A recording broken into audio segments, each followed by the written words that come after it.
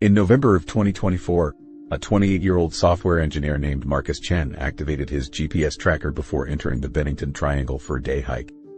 His location pinged consistently for the first 3 hours, then suddenly stopped transmitting. Search teams found his backpack and personal items scattered in the area, but Marcus was nowhere to be found. His GPS device? Still functioning perfectly, but transmitting erratic location data that frustrated modern search efforts. Welcome back to the Bennington Triangle, where modern technology meets ancient mysteries, and the disappearances are getting stranger than ever. But here's what makes 2025 different. We're not just dealing with new cases anymore. We're taking a fresh look at the old ones too. The famous five get a 2025 update. Cold case specialists from the Vermont State Police have been working with digital forensics experts since 2022, applying modern investigative techniques to the famous five cases. What they've discovered changes everything we thought we knew about these disappearances.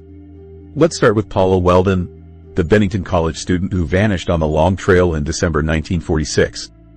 For 77 years, investigators accepted that the search teams had done everything possible to find her. But Vermont State Police archives reveal the 1946 searches were hampered by heavy snow cover and a complete lack of coordination between agencies. Vermont didn't have a state police force until 1947. So the search involved local volunteers, college officials, and federal agents who weren't communicating effectively. Modern GPS mapping shows the search pattern had massive gaps, areas marked as thoroughly searched, that couldn't have been reached by the search teams based on the terrain and weather conditions documented in the original reports. Weather reconstruction technology has revealed another layer of problems with the original investigations. The famous five disappeared during periods when Vermont's primitive weather monitoring systems couldn't provide adequate information to search teams.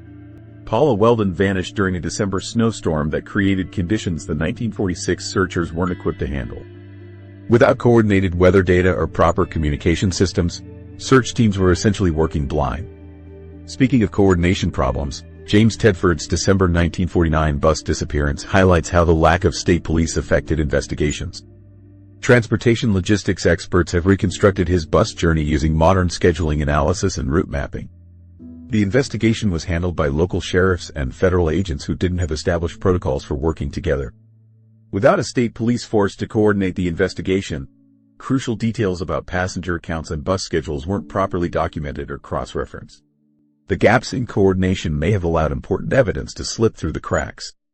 Mittie, the experienced hunting guide who disappeared in November 1945, presents perhaps the most puzzling case when examined through modern wilderness survival analysis. Rivers had 30 years of guiding experience in those exact mountains. GPS mapping of his probable route, based on the hunting party's destination and Rivers' known preferences, shows he was heading into terrain he'd navigated hundreds of times before. Modern survival experts who've studied the case point out that Rivers disappeared in an area where shelter and water sources were abundant, during weather conditions that an experienced guide would have considered routine. What makes Rivers' case particularly troubling is that geological surveys conducted in recent years show the area contains natural underground void spaces and cave systems that weren't mapped until the 2020s. Rivers may have encountered terrain features that even his decades of experience hadn't prepared him for. Paul Jepson's case has been re-examined using modern child psychology and environmental analysis techniques.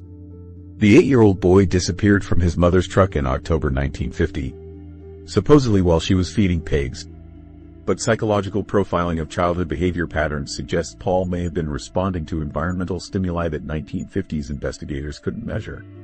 Children of Paul's age are particularly sensitive to infrasound, low-frequency vibrations that can cause feelings of unease or compulsive behavior.